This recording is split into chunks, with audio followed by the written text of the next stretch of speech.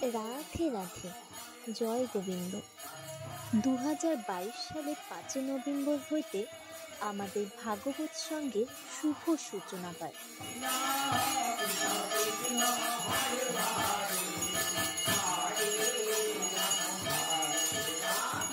এখানে প্রত্যেক সন্ধ্যা 7টা হইতে ধর্মীয় গান বাজনা ও ভাগবত পাঠ এবং পূজা আরতি অনুষ্ঠিত হয়। এছাড়া প্রত্যেক পূর্ণিমার মধ্যাহ্নে মহাপ্রভুর ভোগ হয়। এই সহিত অনুষ্ঠানে সকল সনাতন ধর্মের ভক্তবৃন্দদের আমাদের ভাগবত সঙ্গে আসার জন্য আমন্ত্রণ রইল। আমাদের ঠিকানা 27 নম্বর ওয়ার্ড, দেবীনগর, রায়গঞ্জ, উত্তর দিনাজপুর। রাধে রাধে।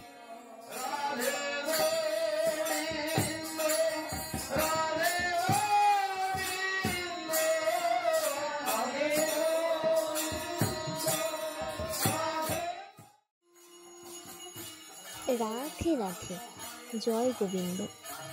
2022 সালের 5 নভেম্বর হইতে আমাদের ভাগবত সঙ্গে শুভ সূচনা পায়।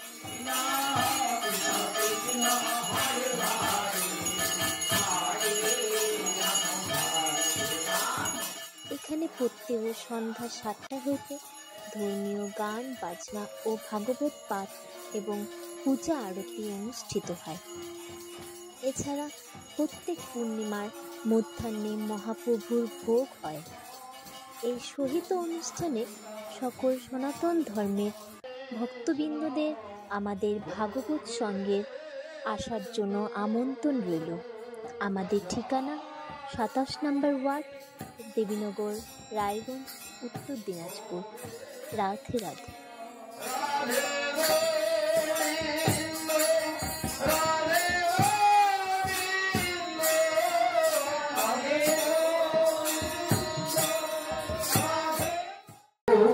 সহগণ রঘুনাথাং সজীবং সদ্বৈতং সবধূতং পরিজন সহিতং শ্রীকৃষ্ণ চৈতন্য দেবং শ্রীরাধা কৃষ্ণ পাদং সহগণ ললিতা শ্রী বিশাখান্বিতং চ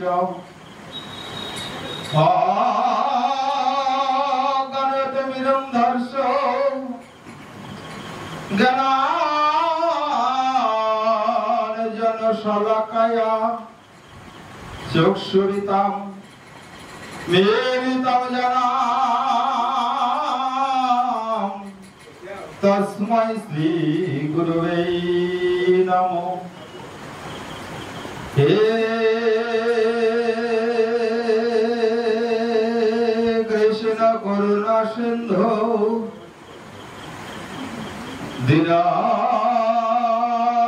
দীনবন্ধ জগৎপথে গোপেশ গোপিকাকান্ত রাধাকান্ত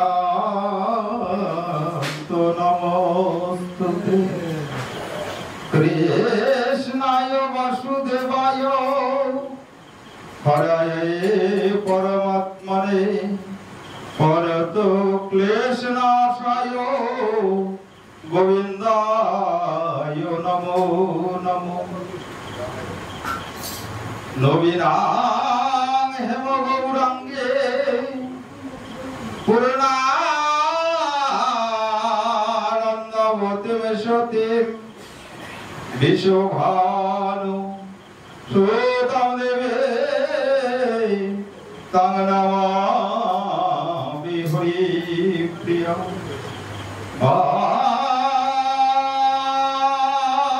জলম্বিত ভুজ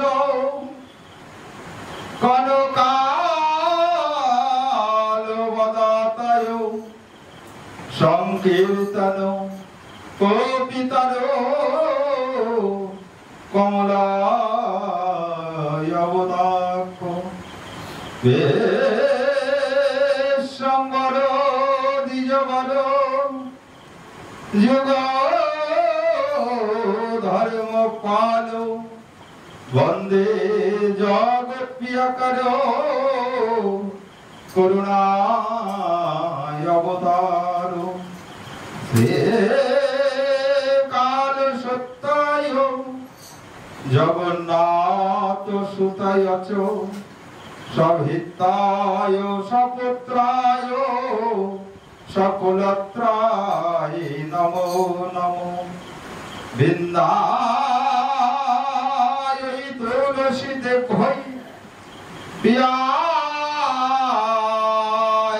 কেশবয় সচ কৃষ্ণ ভক্তি পদে দেবে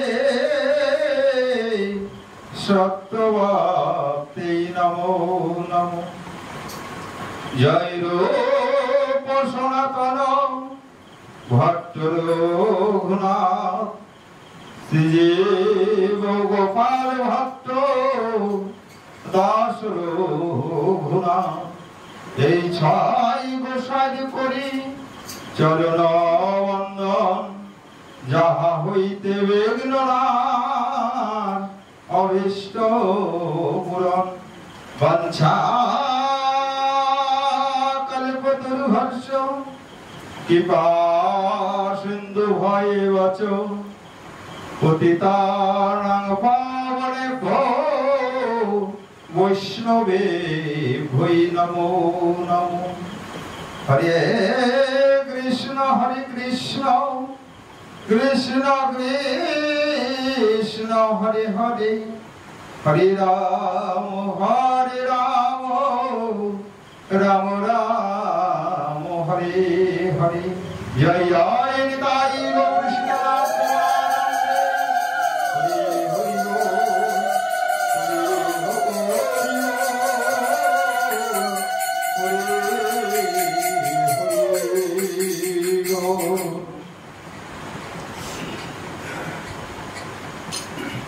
জয় নিতাই জয় গৌর।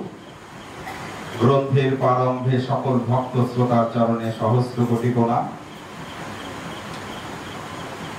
শাস্ত্রে বললেন মহতের কৃপা বিনে কোন কর্মে ভক্তি নয়, কৃষ্ণ ভক্তি দূরে রহু সংসার না হয় ক্ষয়।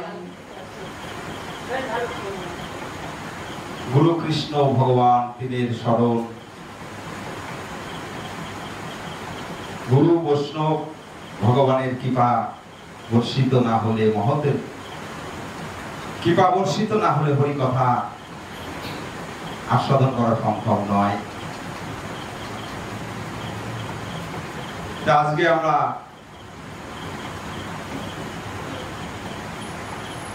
যে হরি কথা আস্বাদন করব, আমরা ভক্ত চরিত কিঞ্চিত আস্বাদন করতে। ভক্ত চরিত কেন শুনতে হয়, কেন জানতে হয়? হচ্ছে ভক্তের কৃপা ছাড়া ভগবত কৃপা লাভ করা সম্ভব নয়। ভক্ত যতক্ষণ কৃপা বর্ষণ না করবে, বৈষ্ণব যতক্ষণ কৃপা বর্ষণ না করবে, হচ্ছে ভগবত কৃপা লাভ করা সম্ভব নয়। একমাত্র পারে মহৎ ব্যক্তি যদি কৃপা করে, তাহলেই ভগবত কৃপা লাভ করা যেতে পারে, তাছাড়া সম্ভব নয়। এই জন্য ভক্ত চরিত শুনলে ভক্তি লাভ করা যায়।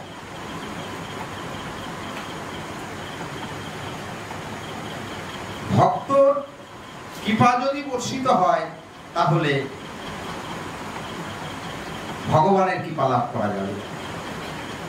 সরাসরি ভগবানের কৃপা লাভ করা সম্ভব নয়। এই জন্যই গুরু বৈষ্ণবের চরণে আশ্রয় দিতে হবে।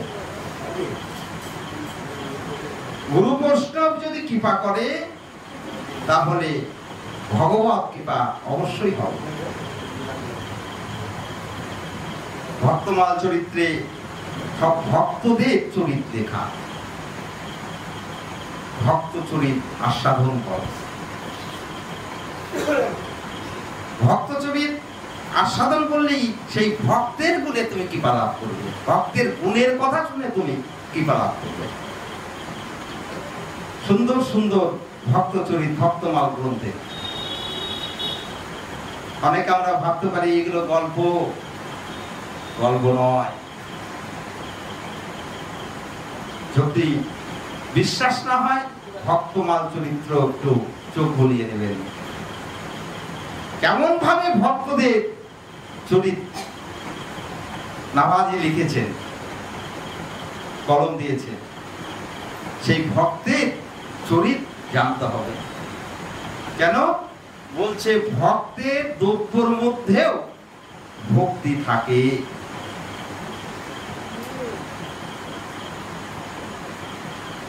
ভক্তের দ্রব্য মানে যে সমস্ত দ্রব্যগুলো ভক্ত ব্যবহার করে, বৈষ্ণব ব্যবহার করে, বলছে সেই সমস্ত বস্তুর মধ্যে ভক্তি থাকে।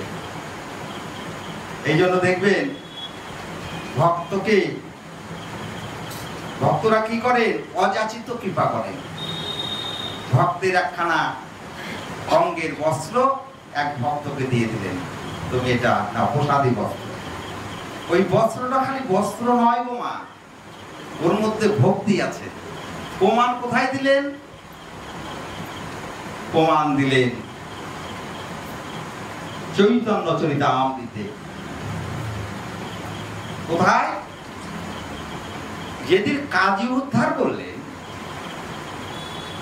যেদিন কাজী উদ্ধার করলেন শ্রীমন মহাপ্রভু, সেদিন কিন্তু বিশাল বড় বিরাট বড় এক দল নিয়ে কাজীকে একদম আটকে ধরবে, এমন ভাবে অগণিত ভক্ত নিয়ে নাম সংকীর্তন করতে করতে কাজীর দিকে যাচ্ছে, কাজীর গৃহের দিকে যাচ্ছে, রাজপ্রাসাদে যাচ্ছে। কাজীর সম্মুখে যখন গেলেন, মহাপ্রভুকে দর্শন করে এই কাজীর কৃপা লাভ করলেন। সেখানে কি দ্বন্দ্ব হয়েছিল? দ্বন্দ্ব মারামারি হয়নি। অযাচিত কৃপা করলেন কাজীকে, কাজী উদ্ধার হয়ে গেলেন। যখন ওই কাজীকে উদ্ধার করতে ভক্তবিন্দু নিয়ে নাম সংকীর্তন করতে করতে যাচ্ছে, তখন ওই নবদ্বীপে প্রত্যেকটা গৃহের সামনে কদলী বৃক্ষ রোপণ করলেন এবং ঘিয়ের প্রদীপ জ্বালিয়ে রাখলেন। মহাপ্রভু তো আবার এই পথ দিয়েই ঘুরবে, মহাপ্রভু তো এই পথ দিয়েই ঘুরবে। যদি কৃপা করে আমার গৃহে পদার্পণ করে, তার চরণ যুগল যদি আমার আঙিনায় করে, আঙিনায় দেয়, তাই কি করেছে? প্রত্যেকটি গৃহের সামনে কদলী বৃক্ষ রোপণ করেছে। কলা দুটো গাছ প্রত্যেকটি গেটের সামনে পুঁতে রেখেছে, আর ঘিয়ের প্রদীপ জ্বালিয়ে রেখে সবাই জোড়হাত করে আছে, যদি মহাপ্রভু কৃপা করে আমার আঙিনায় আসে।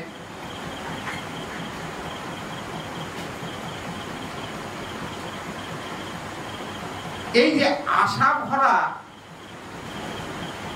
বক্ষ নিয়ে সবাই করজোড়ে দাঁড়িয়ে আছে, মহাপ্রভু ঘুরে আসছে কাজীর ওখান থেকে ঘুরে আসছে নাম সংকীর্তন করতে করতে। সব গৃহেই কদলী বৃক্ষ রোপণ করেছে, ঘিয়ের প্রদীপ জ্বালিয়েছে, কিন্তু শ্রীমান মহাপ্রভু আমার কোন গৃহে প্রবেশ করলেন না। কোন গৃহে প্রবেশ করলেন না। তিনি প্রবেশ করলেন কোথায়? বলছে দীন দরিদ্র। নবদ্বীপের মধ্যে সবথেকে দীন দরিদ্র, তার মতো দরিদ্র ব্যক্তি আর নেই। তিনি কে? তিনি হচ্ছেন শ্রীধর পণ্ডিত। শ্রীধর পণ্ডিত তার মতো দরিদ্র আর এই নবদ্বীপের মাথা নেই। কিন্তু কি করে? বলছে থোর মোচা বিক্রি করে যা অর্থ পায় তার অর্ধেক অর্থ মা গঙ্গাকে দিয়ে অর্ধেক দিয়ে সংসার অতিবাহিত করে, সংসার চালায়। কিন্তু মনে তার কোনো দুঃখ নেই। আমরা বলে থাকি না যে ভগবান আমার এত দারিদ্রতা কেন, আমার এত কষ্ট কেন, আমার এত অভাব কেন? আমরা ভগবানের চরণে নিবেদন করি। আমরা ভগবানের চরণে নিবেদন করি। তুমি কি দেখতে পাও না? আরে তিনি তো দেখতে পায়, তিনি দেখতে পাচ্ছে। আমার যতটুকু প্রয়োজন তিনি ততটুকু আগেই দিয়ে রেখেছে। কিন্তু যারা পরম ভক্ত তারা ভগবানের কিছু চাইবেন না। শ্রীধরের মনে কোনো দুঃখ নেই। তার যে এত দারিদ্রতা, তার মনে কোনো দুঃখ নেই। একখানা বস্ত্র ছাড়া দ্বিতীয় কোনো বস্ত্র নেই শ্রীধর পণ্ডিতের। শ্রীধর পণ্ডিতের দ্বিতীয় কোনো বস্ত্র নেই, একটি বস্ত্র তিনি পরেন। সেই বস্ত্রটির মধ্যে আবার শত ছিদ্র, বলছে অনেক ফুটো ঝাঁঝরা হয়ে গেছে।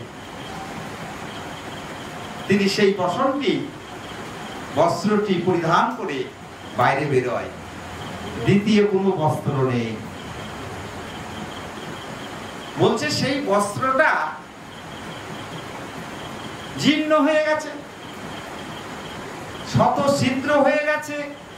যখন মলিন হয়ে যায় তখন শ্রীধর পণ্ডিত কি করেন?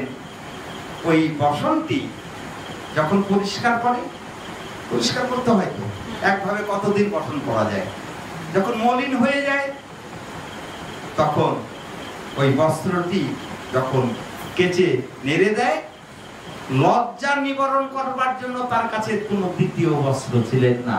ওই বস্ত্রখানি রৌদ্রে শুকাতে দিয়ে তিনি জঙ্গলের মধ্যে গিয়ে বসে থাকতেন আর ভগবানের নাম স্মরণ করতেন। সম্ভব?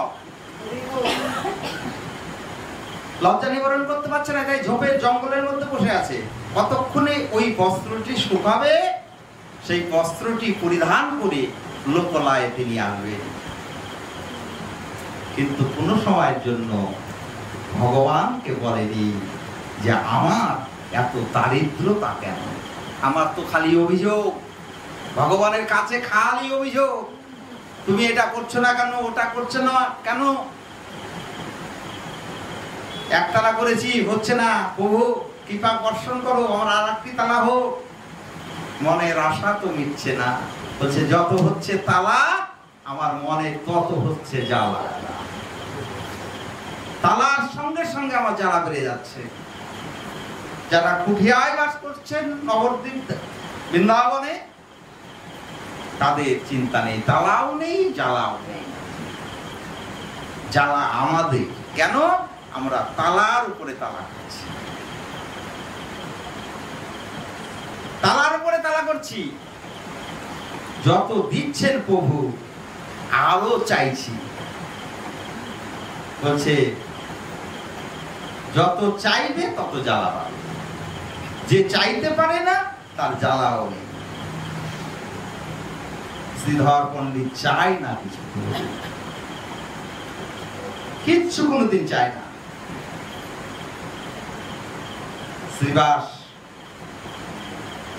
শ্রীধর পণ্ডিত কি করেছে? ওই শ্রীধর পণ্ডিতের গৃহে মহাপ্রভু নাম সংকীর্তন করতে করতে প্রবেশ করেছে অগণিত ভক্ত নিয়ে। শ্রীধর জোরহাত করে দাঁড়িয়ে আছে, প্রভু তোমার অযাচিত কৃপা। কত মানুষই কত ভক্তই প্রভুকে বরণ করে নেবে বলে বরণের ডালা নিয়ে দাঁড়িয়ে আছে পথে, প্রভু প্রবেশ করলেন না, প্রবেশ করলেন শ্রীধর পণ্ডিতের গৃহে। জোরহাত করে শ্রীধর দাঁড়িয়ে আছে, প্রভু অযাচিত কৃপা করে তুমি আমার গৃহে এসেছো, কিন্তু তোমাকে সেবা করার মতো কোনো ক্ষমতাই আমার নেই। কি দিয়ে পুজিব তোমায়? কি আছে আমার? আমার বলতে তো কিছু নেই। তোমাকে যে এক গ্লাস জল সেবা দেব, সেই গ্লাসটিও আমার গৃহে নেই। তোমাকে দেওয়ার মতো ক্ষমতা আমার নেই। মহাপ্রভু শ্রীবাস শ্রীধর আঙিনায় নাম সংকীর্তন করতে করতে নৃত্য করছে। কেন? ভক্ত গৃহ পেয়েছে। তো ভক্ত গৃহ পেয়ে তার সুখের উল্লাস হয়েছে, নাম সংকীর্তন করছে। শ্রীধর পণ্ডিত নয়ন জলে ভেসে যাচ্ছে। স্বয়ং ভগবান যার গৃহে, ভগবানকে তো সেবা করতে ইচ্ছা করে, কিন্তু দারিদ্রতার কারণে পারছে না, পারছে না। তাই মহতেরা বলছেন যে ভগবানকে সেবা দিতে হয় ভাবের দ্বারায়, দ্রব্যর দ্বারাই নয়। কি দেবেন? ছানা, মাখন, মিষ্টান্ন, পরমান্ন, পুষ্পান্ন দেবেন, ভগবান গ্রহণ করবে? বলছে না। ভগবান কি গ্রহণ করেন? ভগবান গ্রহণ করে ভক্তের ভাব। ভক্তের ভাব তিনি গ্রহণ করেন। আজকে শ্রীধর পণ্ডিতের গৃহে গিয়েছে, সেবা দিতে পারছে না বটে, কিন্তু তার ভাব আস্বাদন করছেন শ্রীমন মহাপ্রভু ভগবান। অন্তর্যামী ভগবান অন্তরের কথা তিনি জানতে পারেন। শ্রীধর খুব কষ্ট পাচ্ছে, প্রভুকে যত্ন না করতে পেরে, সেবা না করতে পেরে খুব কষ্ট পাচ্ছে। অন্তর্যামী ভগবান অন্তরেতে তিনি বুঝতে পারলেন যে আমার পরম ভক্ত তিনি সেবা করতে পারছে না বলে মনে মনে খুব কষ্ট পাচ্ছে।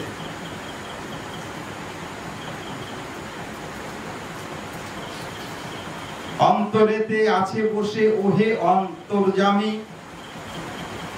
কেউ না জানো আমার মনের কথা, আগে জানো তুমি। আমার ভেতরে যা হচ্ছে প্রভু তুমি তো সবই জানছো। কেন? আমার ভেতরে যে তুমি বিরাজমান।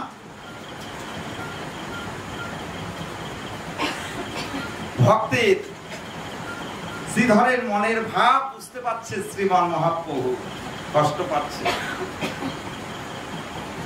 মহাপ্রভু কি করলেন? বলছে শ্রীবাস গৃহে ঢোকার সময় বাঁ পাশে একটি লোহার পাত্র আছে, সেই পাত্রের মধ্যে জল রাখে। সেই পাত্রটিও শত ছিদ্র, কতবার সংস্কার করেছে। ওই ফুটো হয়ে যায়, ওখানে আবার রিপিট দিয়ে বন্ধ করে, আর একবার ফুটো হয়ে যায়, সেখানে ঠিক করে। পাত্রটি হয়তো শত ছিদ্র, লোহার পাত্র। কেন রেখেছে? বলছে গৃহে যখনই যে ঢুকুক না কেন, ওই পাত্রের জল দিয়ে চরণ ধুয়ে, হাত ধুয়ে গৃহে প্রবেশ করে। মহাপ্রভু কি করলেন? মহাপ্রভু হরিনাম সংকীর্তন করতে করতে শ্রীবাসের আঙিনায় যে শত ছিদ্র লোহার পাত্রের মধ্যে জল ছিল, সেই জল নিয়ে আস্বাদন করছে। সেই জল নিয়ে আস্বাদন করছে। শ্রীধর পণ্ডিত বলছে প্রভু তুমি কি করছো? এটা তোমার সেবার যোগ্য নহে। এই বস্তু তোমার সেবার যোগ্য নহে, তোমার সেবার জন্য নয়। এটা তুমি আস্বাদন করছো। প্রভুর চরণে গিয়ে জড়িয়ে ধরে শ্রীধর বলছে প্রভু তুমি আস্বাদন করো না, এটা তোমার সেবার যোগ্য নহে। মহাপ্রভু আমার কারো কথা শুনছেন, তুমি আস্বাদন করে চলছে। আস্বাদন করে চলতে চলতে একটু পরেই শ্রীমান মহাপ্রভু বল হরি বল হরি বল বলে নৃত্য করছে। বল হরি বল হরি বল বলে নৃত্য করছে। ভক্তরা বলছে প্রভু এতক্ষণ তুমি হরিনাম সংকীর্তন করছিলে বটে, কিন্তু এখন তোমার এই মহাপ্রেমের উদয় হলো কি করে? আগে যে প্রেম বর্ষিত তোমার হরিনাম সংকীর্তন করছিলে, তার থেকে অধিক প্রেমে তুমি হরিনাম করছো, এর কারণটি কি? বলে শোনো শোনো ভক্তবৃন্দ, শোনো দিয়ামন, হে ভক্তবৃন্দ তোমরা শোনো আমার কথা। বলে কি বলছে? যে আমি শ্রীধরে আঙিনায় একটি লোহার পাত্রের মধ্যে জল আছে, সেই জল আস্বাদন করার পরেই আমার প্রেমের উদয় হলো। কেন জানো? বলছে ভক্তের দ্রব্যের মধ্যেও ভাবের উদয় হয়, প্রেমের ভক্তির উদয় হয়। ভক্তের দ্রব্যের মধ্যেও ভক্তি থাকে। তোমরা জেনে নাও ভক্তবৃন্দ, এই শ্রীবাসের এই দ্রব্যের মধ্যেও ভক্তি থাকে, প্রেম থাকে। তাহলে শ্রীমান মহাপ্রভু ভক্তকে কতখানি প্রাধান্য দিলেন। শ্রীবাসাঙ্গিনায়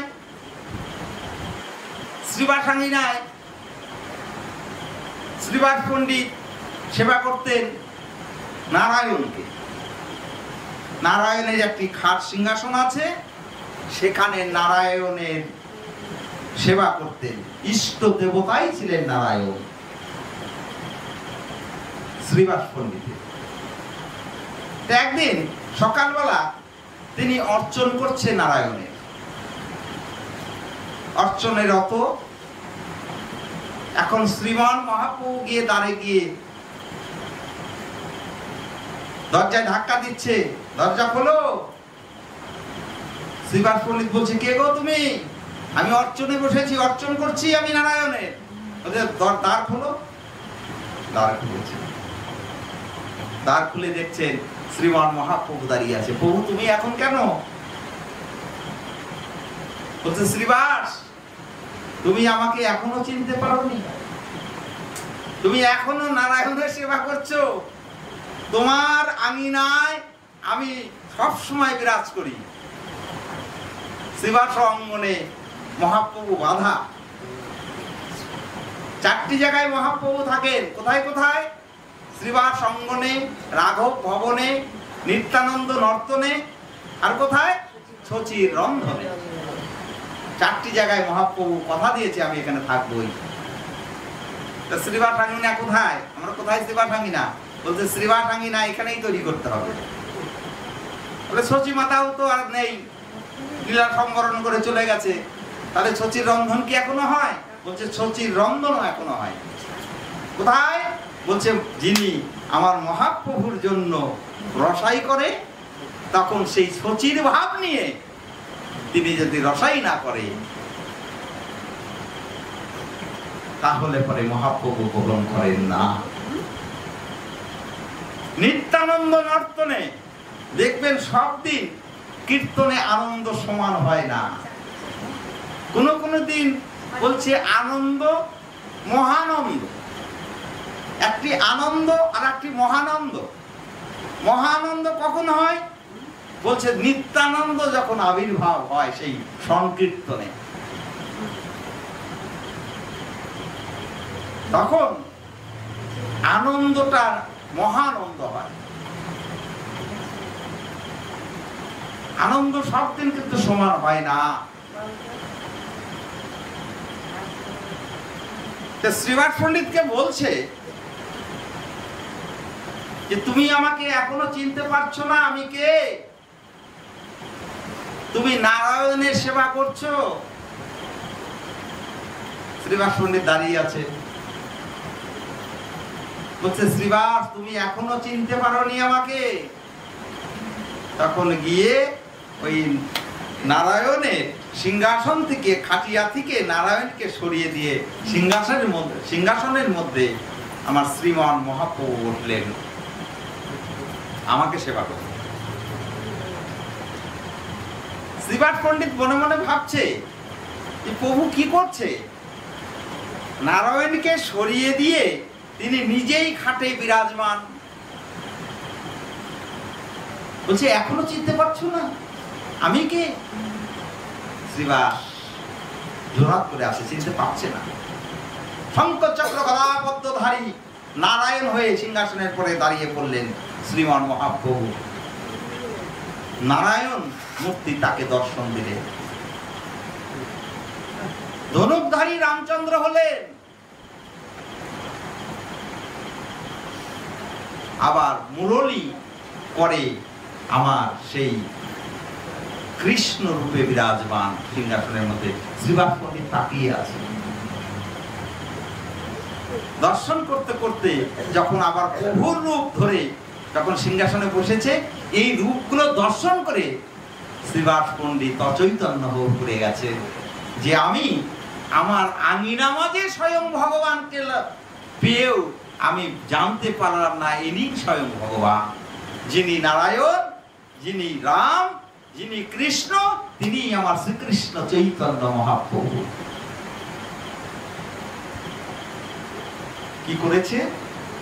ওই খাটিয়ায় বসে চরণগুলো নিচে ঝুলিয়ে দিয়ে নাড়াচ্ছে। শ্রীবাস পণ্ডিত অচৈতন্য হয়েছিলেন, অনেকক্ষণ পরে চেতন হয়ে প্রভুকে দেখতে পেলেন সিংহাসনের মধ্যে বসে তিনি চরণ দোলাচ্ছেন। কি আরেকটি আশ্চর্য জিনিস দর্শন করলেন। কি বলছে? চরণগুলো যখন দোলাচ্ছেন শ্রীমান মহাপ্রভু, তখন শ্রীবাস পণ্ডিত লক্ষ্য করলেন ওই চরণগুলো মাটি থেকে হয়তো 4-6 আঙ্গুল উচ্চত চরণগুলো ঝুলছে, দোলাচ্ছে। ওই মাটি ভেদ করে যোগী, মণি, ঋষি ভেদ করে উঠছে ওই মহাপ্রভুর চরণকে লাভ করবার জন্য। কিন্তু কেউ মাটি ভেদ করে উঠছে, কিন্তু কেউ মহাপ্রভুর চরণকে স্পর্শ করতে পারছে না। কেউ স্পর্শ করতে পারছে না।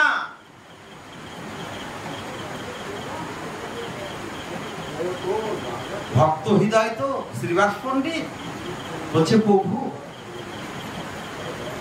এই অগণিত ঋষি, মণি, যোগী তোমার চরণকে লাভ করতে চাইছে, কিন্তু তোমার চরণ লাভ করতে পারছে না, স্পর্শ করতে পারছে না। তুমি একটু কৃপা করো, তারা চরণ লাভ করো। শ্রীমান মহাপ্রভু বলছে, শ্রীবাস আমার চরণ লাভ করতে গেলে অনেক অনেক ভাগ্যের দরকার। তুমি যেমন আমায় লাভ করেছো, তোমার এক জন্মের স্বীকৃতি নয়, অনেক অনেক জন্মের স্বীকৃতি নিয়ে তুমি আমাকে লাভ করেছো, তাই আমাকে চিনতে পারছো না আমি ভগবান না অন্য কেউ। কিন্তু আমার চরণ লাভ করবার জন্য যোগী, ঋষি, মুনি তারা আমার চরণকে লাভ করতে চাইছে, কিন্তু সহজেই আমার চরণ লাভ করতে পারবে না। কারণ আমার চরণ লাভ করতে গেলে অনেক অনেক জন্মের স্বীকৃতির প্রয়োজন।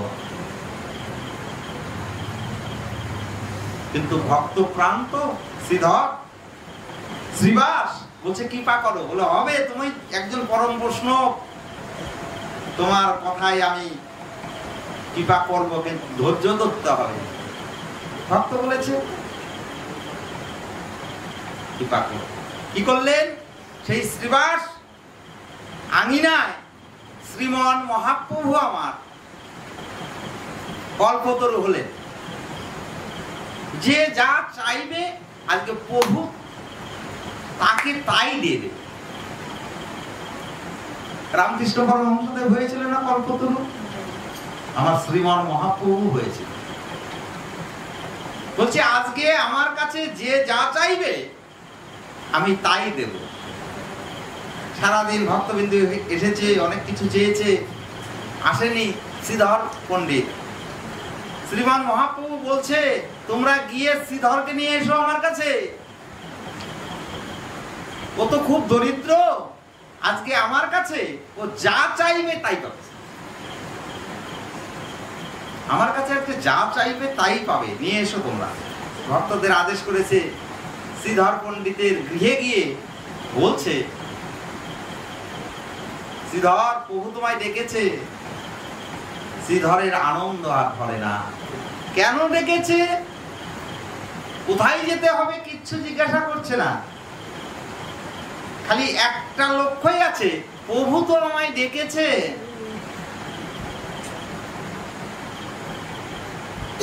আমাদের কেউ ডাকতে আসলে আমরা বলবো কেন ডেকেছে, কি দরকার, তোমাকে কিছু বলেছে নাকি?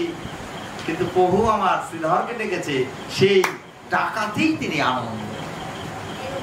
তিনি অর্থ সম্পদ বিষয় বাড়ি চাইলে প্রভুর কাছে আগেই চাইতে পারতেন, কিন্তু চাইনি। আজকে অযাচিত কৃপা করবার জন্য বলছে, এত দারিদ্রতা, তাই শ্রীমান মহাপ্রভু শ্রীধরকে আসতে বলেছে যে আজকে শ্রীধর যা চাইবে তাই দিয়ে দেব। নৃত্য করছে শ্রীধর, প্রভু ডেকেছে। ভক্তবৃন্দদের সঙ্গে এসেছে, কোথায়? শ্রীবাস আঙিনা, শ্রীবাস অঙ্গনে। মহাপ্রভু কল্পতরু হয়েছে, বলছে, শ্রীধর, তুমি আজকে আমার কাছে যা চাইবে আমি তোমায় তাই দেব। প্রভু কি চাইবো? বলে, তোমার কি চাবো মানে? তোমার এত দারিদ্রতা, তুমি একবার খালি বলো যে আমার দারিদ্রতা তুমি নাশ করে দাও, আমি এই জন্যই তোমাকে ডেকেছি, তুমি চেয়ে নাও, যা চাইবে তাই দেব।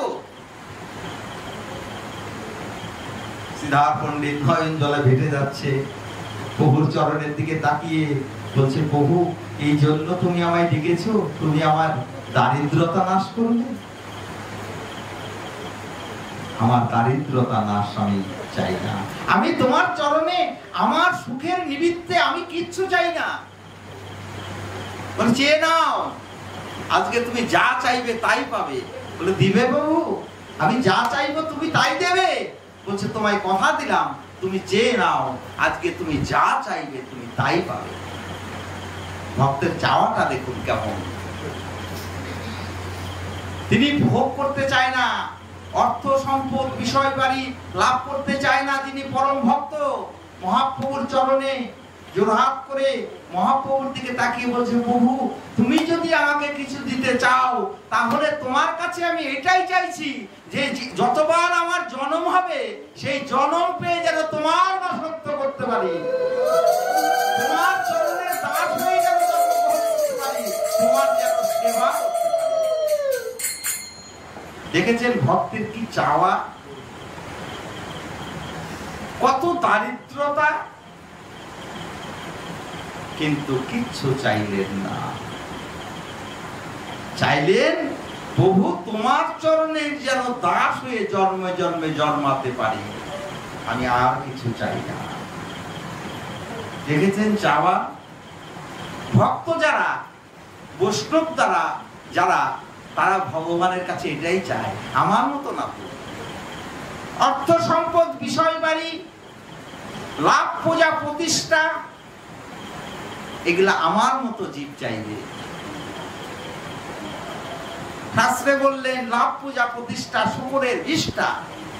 আমার চতুর্দিকে নাম হলে আমার তো খুব অহংকার হবে, আমাকে সবাই ডাকছে, আমাকে সবাই বলছে, এটাও একটা ভজনের বাধা। নাম যশ প্রতিষ্ঠা ভজনকে চ্যুত করে দেয়।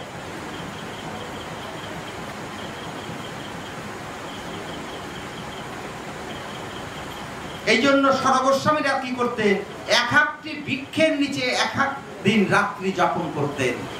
একটা বৃক্ষের নিচে দুদিন থাকতেন না। কারণ বলছে, ওই বৃক্ষের নিচে যদি 7 দিন থাকি, ওই জায়গাটা পরিষ্কার করব, ঝাড় দেবো, জল ছিটাবো, ওই বৃক্ষের প্রতি আমার একটু মায়া জন্মে যাবে। আর মায়া জন্মালেই ওই বৃক্ষের থেকে অন্য বৃক্ষে যেতে পারবো না। তাই সাধকেরা কোনো কিছুর প্রতি তারা মায়া জন্মায় না। তাই তারা বলেছে লাভ পূজা প্রতিষ্ঠা শুকরের নিষ্ঠা। জগতে হয়তো আমার নাম হবে, 10 জন নাম করবে, উনি একজন ভালো ব্যক্তি, উনি একজন ভালো সাধু, উনি একজন ভালো বৈষ্ণব। বলছে যত ভালো বলবে ভজনে তুমি তত নিচে চলে আসবে। আমার তো ভালোই লাগে, আমার কোনো কীর্তন করলে তো আমার ভালো লাগবেই। বলছে এই ভালো লাগলেই সর্বনাশ।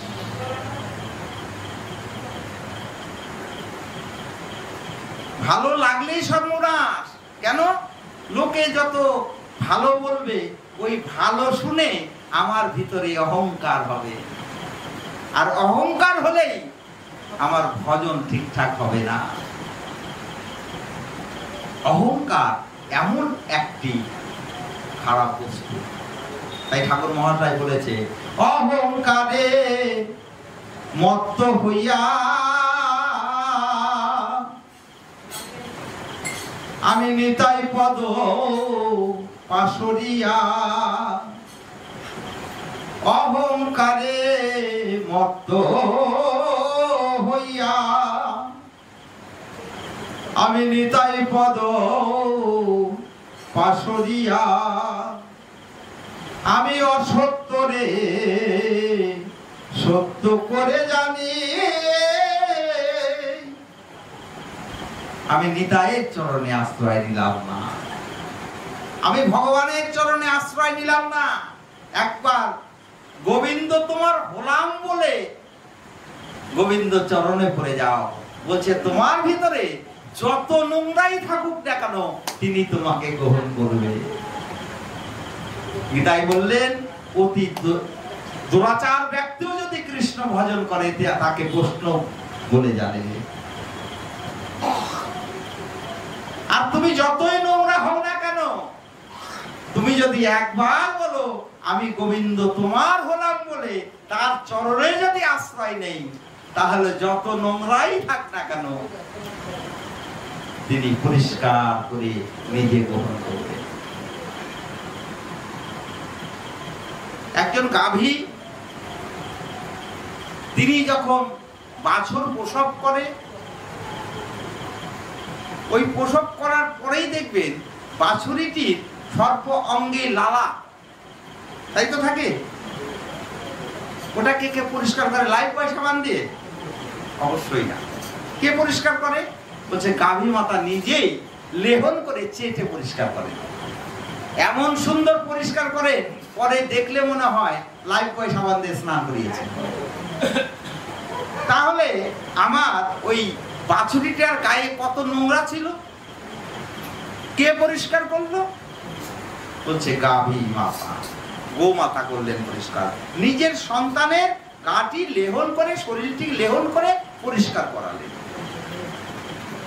এখন কেউ জিজ্ঞাসা করছে গাভী মাকে যে তুমি এই নোংরা গুলো নিজে নিজে আস্বাদন করলে কি করে? এখন গাভী মাতা বলছে এই বাছুরিটা কোথায় ছিল? এই বাছুরিটা ভূমিষ্ঠ হওয়ার আগে কোথায় ছিল? বলে তোমার গর্ভে ছিল। বলছে তো আমার গর্ভে যখন ছিল তাহলে ওই নোংরাগুলো আমারই, আমি পরিষ্কার করা উচিত। আমার থেকেই তো সৃষ্টি, সেইগুলো আমি লেহন করে পরিষ্কার করেছি। দৃষ্টান্ত দিচ্ছেন মহাজন যে কত সুন্দর করে বাছুরিকে লেহন করে পরিষ্কার করে তিনি নিজের সমস্ত আবর্জনাগুলো পরিষ্কার করিয়ে দিলেন। তা আমি কার কাছ থেকে এসেছি? আমি বিশ্ব পিতার কাছ থেকে এসেছি। আমিও বিশ্ব পিতার থেকে এসেছি। তাহলে আমি গোবিন্দ তোমার হলাম বলে একবার যদি চরণে আশ্রয় নেওয়া যায়, তাহলে আমার ভেতরে যত নোংরাই থাকুক না কেন তিনি অনায়াসে আমাকে গ্রহণ করবেন। করবেন না? আমরা বিশ্ব পিতার থেকে এসেছি, আবার তার চরণেই যাব। যত নোংরাই হোক না কেন তিনি তখন আমাকে গ্রহণ করবেন। তিনি তখন আমাকে গ্রহণ করবেন, দেরি করবেন না। তাই অহংকার নিয়ে আমি বলতে পারবো না আমি গোবিন্দ তোমার গোলাম। পারবো? খায় দেয়, কাজ নেই, আমার কত টাকা পয়সা, বাড়ি ঘর গাড়ি, আর আমি ওই গোবিন্দ চরণে গিয়ে, গোবিন্দ মন্দিরে গিয়ে গড়াগড়ি খাবো ধুলার মধ্যে, কত টাকার জামা কাপড় পরেছি, সম্ভব না। কেন? আমার ভেতরে অহংকার রয়ে গেছে। কিন্তু যিনি ভক্ত, তিনি বোঝের ধুলা পেয়ে মহানন্দে বোঝের ধুলায় গড়াগড়ি খাচ্ছে। একবার মাখো মাখো বোঝের ধুলি সর্বঙ্গে, গোসল করো তুমি, একবার মাখো মাখো বোঝের চরণ ধুলি, মানভিমান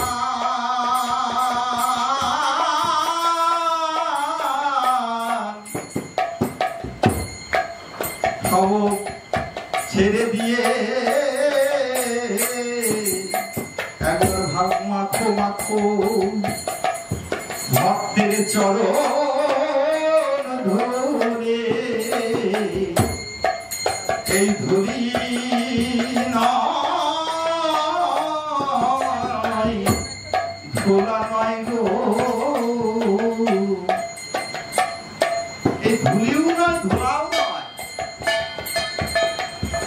এটা কি বলছে? এটা পদ রেণু, বোঝো রেণু। এই রেণু অঙ্গের ভূষণ করো, গড়াগড়ি যাও। কিন্তু যিনি অহংকারী ব্যক্তি, তিনি বোঝের ধুলায় কোনোদিন গড়ি দিতে পারবেন না। বোঝে গিয়ে, এর আগে যখন গিয়েছিলাম দেখলাম 25-26 বছরের একটি যুবক ওই রাধাকুণ্ড শ্যামকুণ্ড পরিক্রমা করছে। আমি 25-26 বছরের ওই যুবকটা কি করছে জানো? ওই যত ওই ঝাড় দিয়ে দিয়ে বোঝের ধুলাগুলো রেখেছে, অন্য কেউ পরিষ্কার করবে, আর ওই যুবকটি দাদা সঙ্গীতি লোক পড়ে ওই যাচ্ছে আর গড়ি দিচ্ছে। আর ওই যে গোছানো আছে যে বোঝের রেণুগুলি, আমরা অনেকে মনে মনে ভাবি এগুলো নোংরা, সেই বোঝের রজগুলো সেই যুবক সর্ব অঙ্গে লেপন করছে, সর্ব অঙ্গে লেপন করছে। কি পেল এই বোঝের ধুলায়? আমরা দামি পোশাক পরে আছি, বোঝের ধুলায় গড়ি দিতে পারি না। কেন? পোশাক নষ্ট হয়ে যাবে। কিন্তু বোঝো প্রেম, বোঝো রস, বোঝো ভক্তি যিনি লাভ করেছে, তার কাছে ধুলা নয়, ধুলি নয়, মাটি নয়, গোপী পদ রেণু। এই রেণু কামনা করেন আমার নন্দের বেটা কান। যে ভগবান শ্রীকৃষ্ণ, তিনি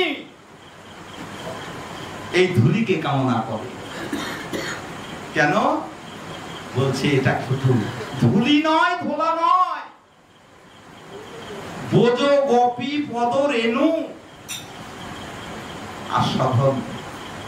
সেই রাধাকুণ্ড শ্যামকুণ্ড পরিক্রমা করতে করতে দেখলাম ওই যুবকটি সর্ব অঙ্গে খালি ওই রাধা কুণ্ডের রস, শ্যামকুণ্ডের রস, বৈষ্ণবরা চলছে সেই পথের রস সর্ব অঙ্গে লেপন করেছে, লেপন করে চলছে। আর দাঁড়াচ্ছে না, বসে বসেই যাচ্ছে। ওই যেখানেই পাচ্ছে রস, সেখান থেকেই সর্ব অঙ্গে লেপন করছে। বলছে এই যেন তেন রস নয়। বৃন্দাবনের এক বাবাজি, তার একটা অপারেশন হবে, অনেক বৃদ্ধ হয়ে গেছে, ভক্তরা নিয়ে গিয়েছে। যখন অপারেশন থিয়েটারে ঢুকিয়েছে, বলছে এ আর বাঁচবে না। অপারেশন করছি বটে, কিন্তু এ তো কিছুই নেই, নার্ভ পাচ্ছে না। ডাক্তার অপারেশন থিয়েটারে ঢুকিয়েছে, কিন্তু খুব আশ্চর্যজনক জিনিস, ডাক্তারবাবু পরে বললেন যে উনার কোনোটি অঙ্গই চলছিল না, কিন্তু খুব আশ্চর্য জিনিস। কি আশ্চর্য জিনিস? বলছে যখন ওনার দেহটা ত্যাগ করবেন তখন উনি রাধে রাধে রাধে রাধে বলেছিলেন। ডাক্তার মনে মনে চিন্তা করছেন যে এর তো কোনো কিছুই ঠিক নেই, এর তো বাক শক্তি হারিয়ে ফেলেছে অনেক আগে, কিন্তু রাধে রাধে রাধে রাধে বললেন কেন? ওনার যে সেবক ছিলেন সেই সেবক বললেন রাধে রাধে গুরুজি বলেছে এই কারণেই উনি সবসময় এই রাধা কুণ্ডের রস, তিনি বৃন্দাবনের রস তিনি জিহ্বার নিচে দিয়ে রাখতেন। তাই একমাত্র ওই রজের গুণেই সমস্ত দেহ ত্যাগ করলেও তার জিহ্বা থেকে হা রাধে প্রাণ রাধে বলে তিনি একমাত্র রাধারানীর কৃপা হলেই সম্ভব। যদি রাধারানীর কৃপা বর্ষণ না হয় তাহলে বাক শক্তি তার থাকে না। দেখবেন মৃত্যু, স্বাভাবিক মৃত্যু যদি কারো হয়, অনেকক্ষণ আগের থেকেই অনেক রকম টান উঠছে, নাম চলছে, নাম দিচ্ছে, কিন্তু বাক শক্তি নেই, কাউকে চিনতেও পারছে না। কিন্তু যিনি সারাটি জীবন ধরে ভজন করেছে তিনি আর এহ জগতের কথা বলবেন না। তিনি যখন এই দেহকে ত্যাগ করবেন তখন হা রাধে প্রাণ রাধে বলবেন। কেন? অভ্যার্য।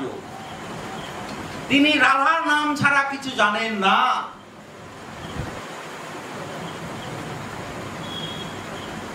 তাই রাধার নাম অবিরতই চলছে।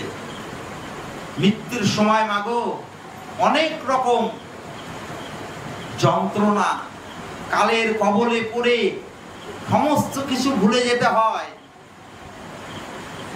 কিন্তু যারা সাধক তাদের আর কিছুই মনে পড়ে না, একমাত্র মনে পড়ে সেই রাধারানীর চরণ। আর রাধারানীর চরণ স্মরণ করতে করতে তিনি যদি এই দেহকে ত্যাগ করেন তাহলে কোথায় আশ্রয় পাবে গো মা? স্মরণ করতে বলছে অন্তিম সময়ে যদি রাধার নাম স্মরণ করা যায় তাহলে আর অন্য কোথাও তিনি আশ্রয় পাবেন না।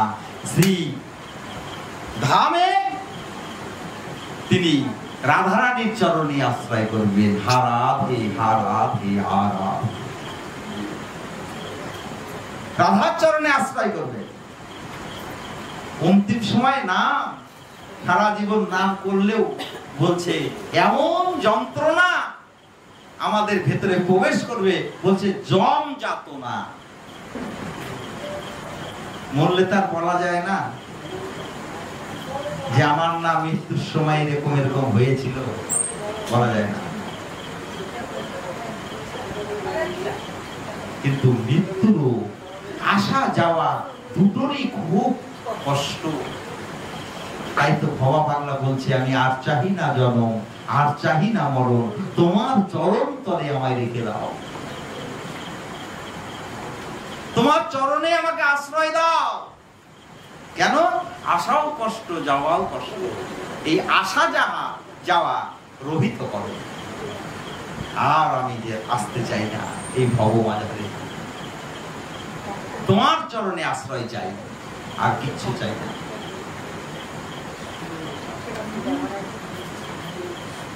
এই যে ভাব, সেই ভাব নিয়ে বোঝের ভাব নিয়ে ভজন করতে হবে। বোঝনার ভাব লইয়া যে যায় বোঝে, সিদ্ধ দেহ পেয়ে সে কৃষ্ণ পাই বোঝে। আমার ভাব নেই, আমি খালি বৃন্দাবনে যাই আর আসি, বোঝে যাই আর আসি, লাভ কি? আমার তো বোঝো ভাব হলো না। আমি তো রাধারানীকে ভালোবাসতে পারলাম না। আমি তো নিষ্কপটে রাধার নাম নিতে পারলাম না। রাধা কৃপা করবেন কেন?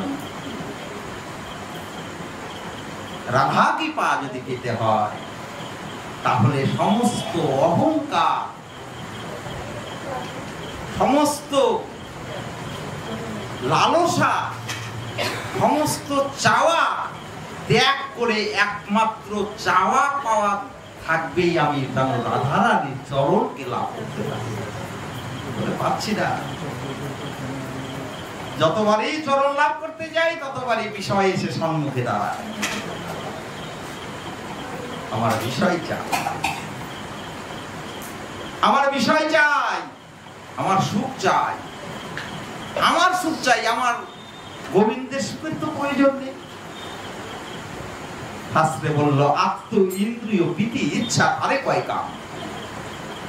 আমার দেহের, আমার আত্মা পৃথিবীর জন্য আমি যাহা চাই সেটাকে কাম বলে। আত্ম ইন্দ্রিয় প্রীতি ইচ্ছা তারে কয় কাম। কৃষ্ণ ইন্দ্রিয় প্রীতি ইচ্ছা ধরে প্রেম নাম। আমি কৃষ্ণ সুখের জন্য কি চাইছি, কিন্তু আমাকে চাইতে হবে আমার গোবিন্দ যেন সুখে থাকে, আমার গোবিন্দকে যেন আমি সুখে রাখতে পারি। উল্টো কথা বলি তো, গোবিন্দ তুমি আমাকে সুখে রেখো, ভালো রেখো।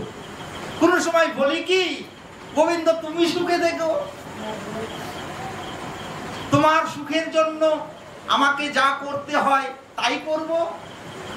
তা করি না, খালি যন্ত্রের মতো সেবা করছি।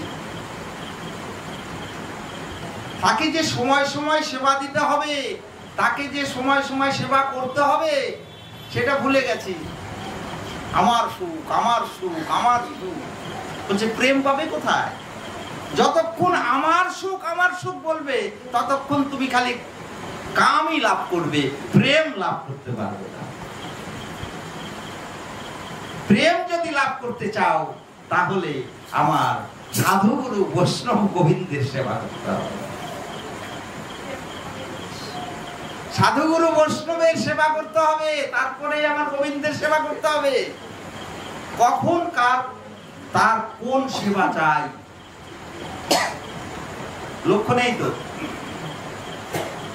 সকালবেলা উঠে সেবার দিয়ে বেরিয়ে যাব, সারাদিনে আর কিছু প্রয়োজন নেই, সময় পাচ্ছি না।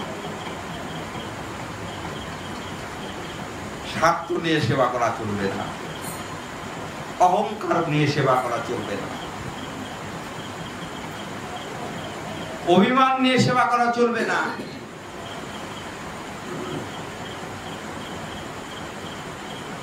অভিমান শূন্য নিতাই নগরে বেড়ায়, হেমন নিতই বিনে ভাই রাধা কৃষ্ণ পাইতে নাই। আমার নিতাই নিজেকে বিকিয়ে দিলেন, দাঁড়ে দাঁড়ে গিয়ে নিজেকে বিকিয়ে দিলাম, আমাকে কিনে নাও। আমাকে কিনে নিলে তুমি গৌরকে লাভ করিবে। গৌরকে রাধা কৃষ্ণের মিলিত তনু আমার শ্রীকৃষ্ণ চৈতন্য মহাপ্রভু। রাধা কৃষ্ণ একই আত্মা, দুই দেহ ধরি অনন্য বিলাস রস আস্বাদন করি। রাধা কৃষ্ণ একই আত্মা। তারা কি করলেন? দুটি দেহ ধরলেন, রাধা কৃষ্ণ। কেন করলেন? অনন্য রস আস্বাদন করবার জন্য, লীলা করবার জন্য। দাপর লীলায় তখন করলেন। রাধা কৃষ্ণ একই আত্মা, দুই দেহ ধরি অনন্য বিলাস রস আস্বাদন করি। রস আস্বাদন করলেন দাপর যুগে। তারপরে বলছে আবার দুটো দেহ এক হলেন। রাধা কৃষ্ণ এক হলেন, হয়ে কি হলেন? আমার গৌর হরি হলেন। রায় কানুর একাকৃতি, রায় আর কানুর একাকৃতি আমার শ্রীকৃষ্ণ চৈতন্য মহাপ্রভু। সেই দুটি দেহ রায় কানু একাকৃতি হয়ে আমার শ্রীকৃষ্ণ চৈতন্য মহাপ্রভু হলেন।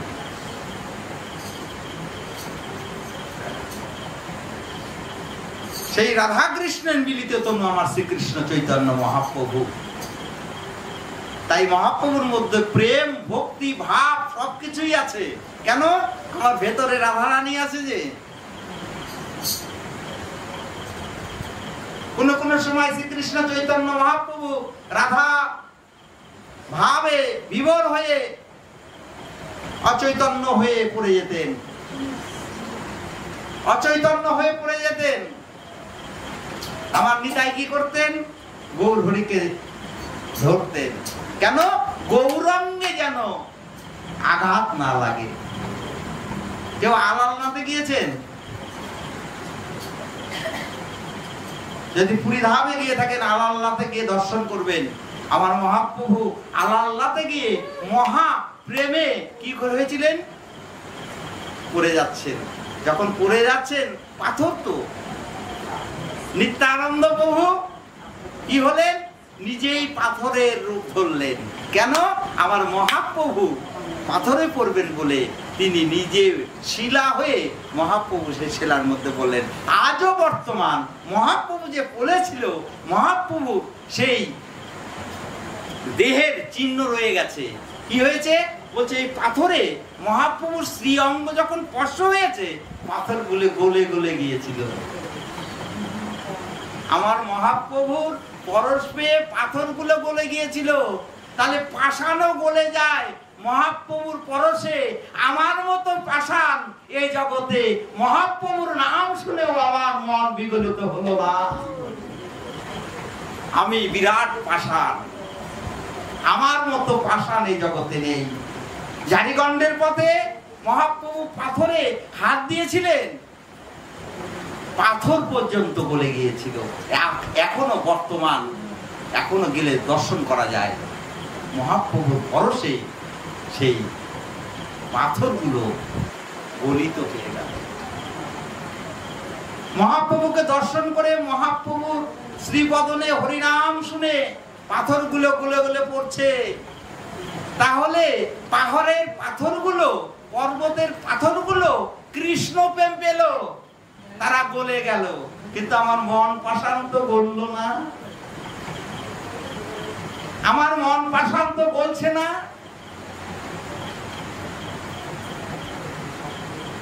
বলছে সেই শিলা থেকেও আমার মনের শিলা পাষাণ বড় কঠিন, মজবুত। তাই মহাপ্রভুর নাম শুনেও এই পাষাণ বলছে না, মন পাষাণ বলছে না। তাই ভক্তের সঙ্গে বৈষ্ণবের সঙ্গ করে আমাদের তার কৃপা নিয়ে ভগবত প্রেম লাভ করতে হবে। আগে কৃপা করবে কে? সাধু গুরু বৈষ্ণব। তারা যদি কৃপা বর্ষণ করে, ভক্তি দান করে, তাহলে ভগবত কৃপা আমরা লাভ করতে পারবো। তাই আমরা হরিকথা এখানেই বিশ্রাম রাখছি। রাত্রি হয়ে গেল। ভক্তের হিত মাঝারে আমার ভগবানকে বিশ্রামে রেখে আমি হরিকথা এখানেই বিশ্রাম দিলাম। বাঞ্ছা কল্পতরুভস্য কৃপা সিন্ধু ভয়ে বচ পতিতানাং পাবনেভ্যো বৈষ্ণবেভ্যো নমো নমো। হরে কৃষ্ণ কৃষ্ণ কৃষ্ণ হরে হরে, হরে রাম রাম রাম হরে হরে। জয় জয় নিতাই গৌর সীতানাথ।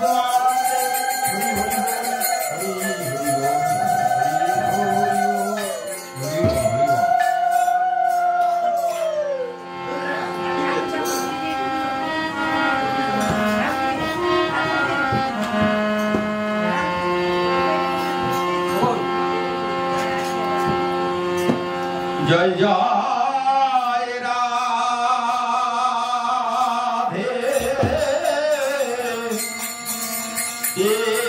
কৃষ্ণ